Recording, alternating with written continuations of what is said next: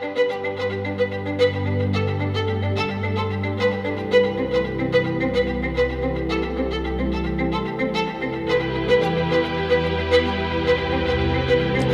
good morning.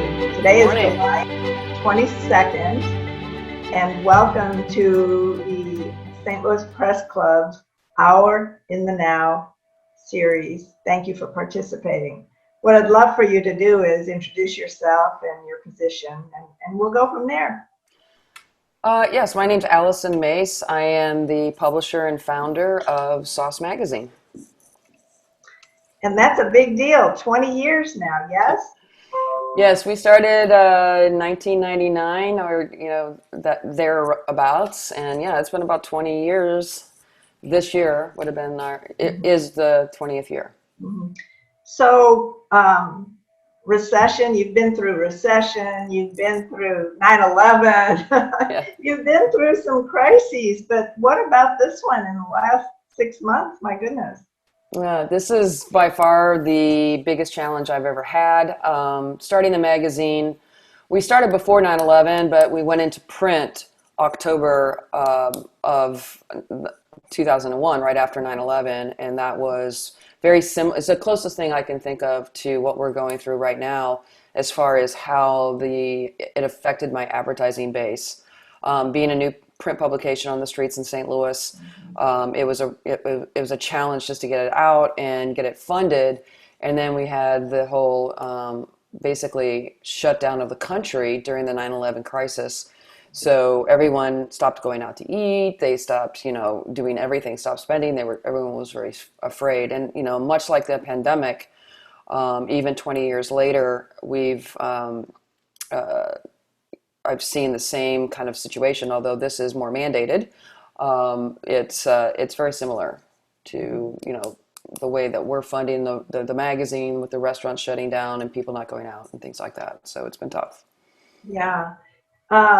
Explain, you talked about advertising, but explain your business model, and you have several platforms for your products. I do. We started out as an online publication and went into more of a brick and mortar style publication in 2001 when we went into print. Right now we do have a very robust website with a restaurant guide, which also funds itself. So there's a revenue model built into the restaurant guide. There's also your standard digital revenue model, and then we have our print revenue model. We do have a very strong event revenue model, which has been completely shut down as well because of obviously the restrictions on gatherings and things like that. So we have a number of different things that we do, and they follow along the lines of most publications. So when all this havoc started to present itself, where were you with your people, how are you dealing with this? As far as my staff, or everybody, your stakeholders, but your staff. Let's talk about the staff first, and then we'll get into your stakeholders, the restaurants. Well, I mean, we decided to go to press a little bit early with the April issue because of the fact that everything was getting shut down. Because the majority of the distribution points for the magazine are in restaurants, it made sense to push the team to get the magazine out quicker. At that point, I had no choice other than to furlough the team because we had no idea how we were going to fund our salaries and staff through the shutdown. I did keep one core person on staff. I did keep my sales team on staff for a short amount of time, but I ended up picking up most of the slack along with my digital editor during that time period. And we covered basically all COVID-related material, how it was impacting the restaurant community and our advertising base. Give some highlights of that COVID material, would you please? Oh, wow. It was basically what were the restaurants doing? We were checking in with people, people around town, different restaurateurs and people in the industry, having one-on-ones with them. We were reporting on how the government was responding on all the PPP loans, what was happening with them internally, how they were, what they were doing with their staff, all of that stuff. that's where pretty much where all our content went. Yeah, so you became really a focal point for your stakeholders, essentially. We did, and I also started a Facebook group page called Support Restaurants STL. That became a portal for restaurants to also inform the general public on what they're doing right now as far as curbside, because curbside really came out pretty strong within 2 weeks of the shutdown. The restaurant guide for Sauce Magazine was converted into more of a COVID informational site that took us about a week and a half to reformat the entire restaurant guide with 3,000 different restaurants on it. And we did that in conjunction with the Support STL Restaurants group page, which became, I think we had 7,000 people on that group page within 4 days of launching that page. And it's been a great resource to the community and to our restaurateurs. Mhm.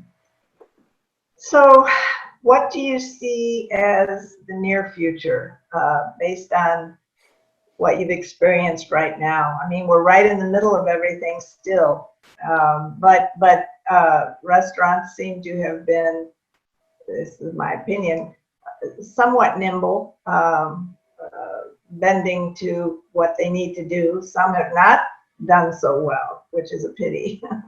Well, I mean, I think that, the majority of the restaurants that really needed to get the loans to support them did and did not get them. But the unfortunate thing was the PPP loan was not structured in a way that was actually going to help a restaurateur. Yeah. And I know that there's been lots of coverage about that, and I'm sure everybody understands what that means. As the magazine itself, we took a leadership role in giving the restaurants as many opportunities to get the word out on how they're going to be operating in the market with the Sauce Supports Initiative, which was a free advertising campaign that I ran for the restaurants for months, and now it's in the print publication that's out on the street. It's basically free ads and reduced print ads that are just giving the restaurants an opportunity to get the word out to as many people as what they're doing. The restaurants are really still struggling finding ways to monetize. The problem is that they have such a high overhead. Their fixed costs are very high. Their rents are very high. Operational costs are very high. And with a 25% or maybe 50% capacity restriction on restaurants, they just don't have the ability to fund enough to support their overhead that they had before the pandemic.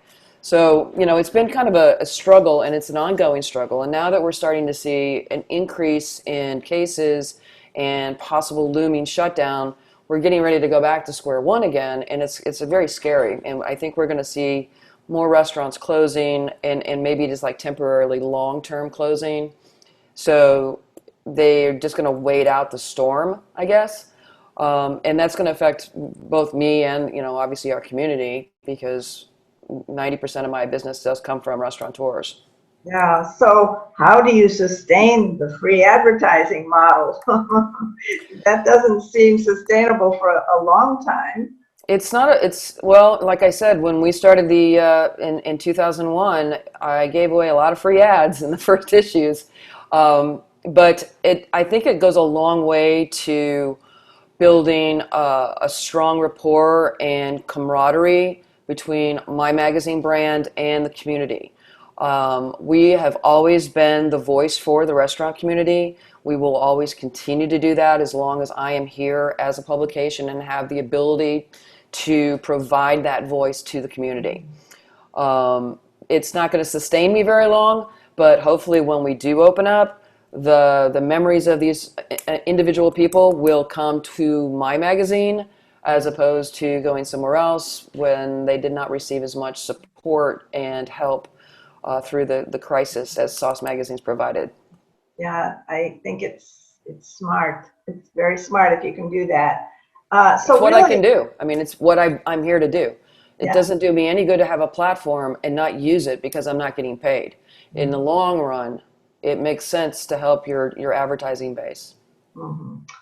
So you have really how large is your community, by the way? As far as How do you define your community? I mean, you've got the St. Louis community, St. Louis area, the bi-state, I guess. Yeah. Yes. Yeah. Yes. We have 50-mile radius of the central corridor of St. Louis, All right. east and west. Okay. Thank you. So really, so you have the people who read your magazine are the restaurant owner. So it's, in a way, it's like a trade magazine for some. No, No? not necessarily. No, I mean we're a lifestyle publication. We have a fairly diverse readership from millennials to boomers. We Yeah. also have a very mixed city to county readership. So, with the Illinois side and the city county, we're very diverse in our reach. We're in over 800 locations in the central area. Yes. And yes, while we're distributed mostly in restaurants, we are definitely not considered a trade publication. We are Not a at all. lifestyle Okay. publication, niche publication. Okay. Thank you for correcting me. I appreciate No that. I was problem. going to bring the lifestyle in, but I saw that dual audience, so I appreciate the correction. So you've been active actually with the restaurant recovery bill, that national recovery bill. I guess through the Missouri Restaurant Association? Would that be correct? We, myself personally, I've sat on a couple boards and I've been involved in consulting on a state level, not on the national level, but on the state and local level. I've been consulting on how to approach the restaurant industry with other top level restaurateurs and restaurant industry professionals. I use our platform, Sauce Magazine, as a way to inform not only the industry but also the general public on how they can continue to support such a critical component of our community, the restaurants. It is. I believe audiences who frequent restaurants are mourning in many ways. They miss those outings. It is a lifestyle for many.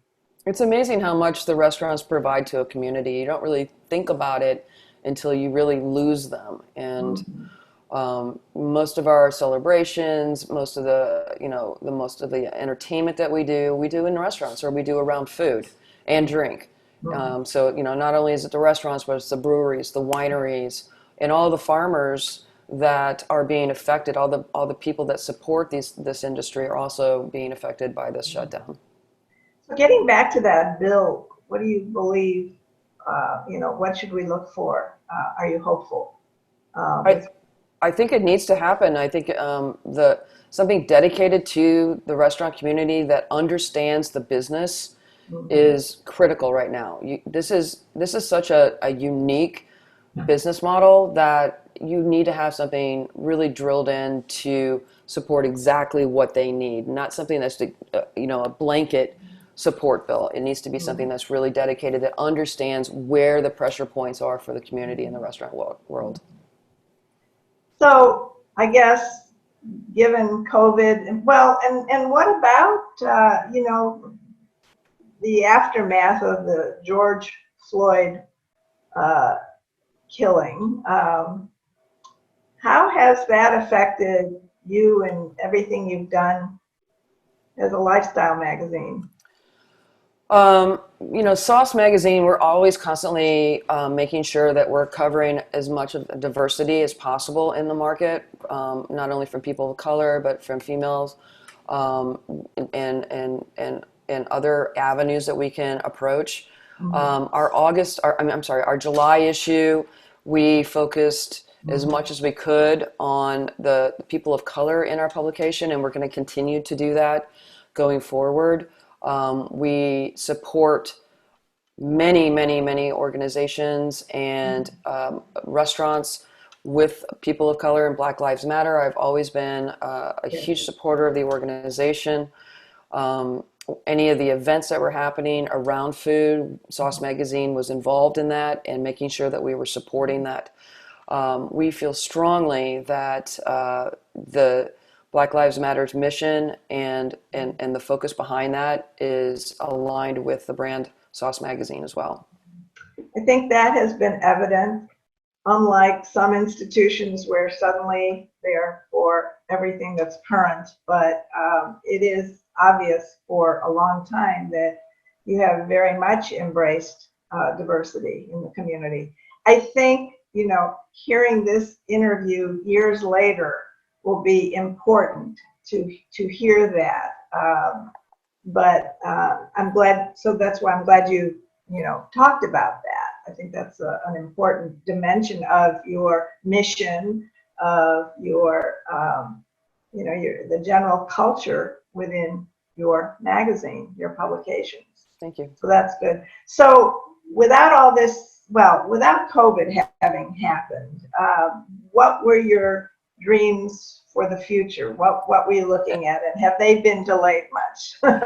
Boy, we were coming off 2019. We were coming off one of the best years we've had in a long time. It's a very competitive market here in St. Louis, as you know. We started launching Sauce TV in October of 2019. That was really my big project. I had another project, which is an app developed project, in the wings, just waiting at this point, and I wonder if it's going to be relevant in another year, because those things move so quickly. But Sauce TV was the extension to the brand that I was really focusing on, and we're still doing, but we're very short, funded at this point because of the pandemic. So that's kind of where we're going to go. We're going to continue to embrace multimedia with the brand and try to reach as many people through different channels as possible in the future as things open up and get better. When you compare, say, early 2000, when you started, and now, and all the platforms available to you, do you just look back and go, wow? Yes, I do. I absolutely do. It's almost intimidating at a point, where there's so many different things and so many technologies that are happening. It's just happening so quickly. And the way people consume media is changing rapidly as well. So, while I think that print will always have a place in the world because tangible can never go away. I think people really have become a little, what's the word?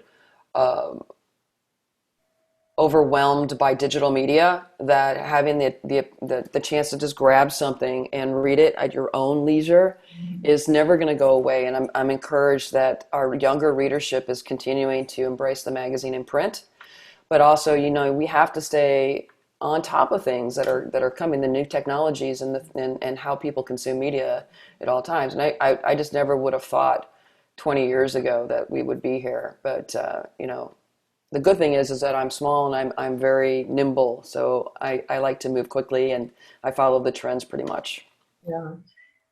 So what do you look for in your employees? What are the skills? I guess that changes with time, but please address that. I look for passion in the topic. I look for passion in the industry. Professionalism is, also a very big part of it, but passion is really the biggest thing that I look for in an employee, somebody who just loves food or loves the industry of journalism. And if you can combine both food and both those loves together, it's a win-win. And the magazine, as through the years, it's very obvious to see who's been passionate, how passionate my team has been, how we've grown each year and how we've become more diverse in our content and how we approach the market. I'm thrilled with how many talented people have put their mark on the brand throughout the 20 years that we've been out. Well, it's wonderful to hear what you look for and how well you've done, and we can only say best wishes. It's not about luck, obviously. It's about your your professional know-how, and it's certainly evident. So we appreciate that you took the time for this interview for the St. Louis Press Club, and we wish you well. And thank you so much. It's an honor to be included, and I wish all my fellow colleagues all the best of luck as well. And thank you so much for having me on. Honor to have you. Thank you.